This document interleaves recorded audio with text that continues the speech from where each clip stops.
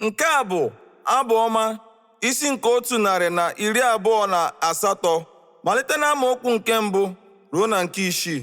Isiokwu: obi ụtọ na-adịrị ndị ahụ bụ ndị na-asọpụrụ Jehova.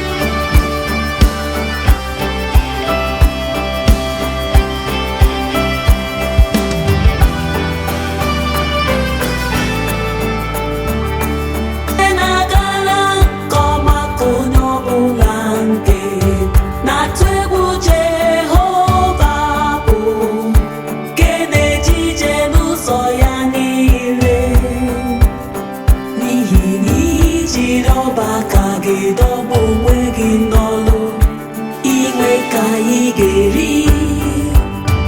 Onye ihe na-agara nke ọma ka ịbụ, ọ ga-adịkwara gị mma. Nwunye gị ga-adị ka osisi vaịn na-amị mkpụrụ n'ime ụlọ nke ụlọ gị. Ụmụ gị ga-adị ka omee osisi gburugburu tebụl gị. Ụmụ gị ga-adị ka omee osisi oliv gburugburu tebụl gị.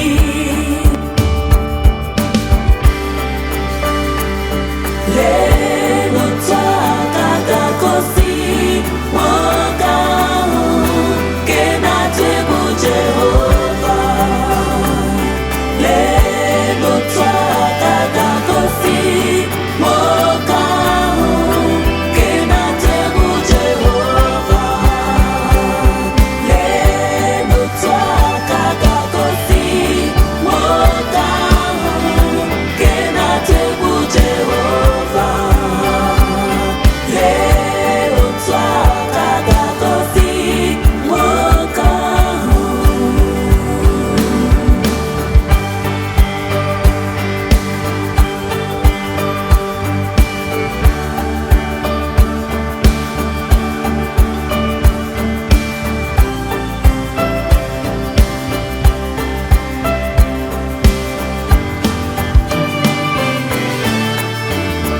Jehova ga-esi na Zayọn gọzie gị, gị lekwasịkwa ọdịmma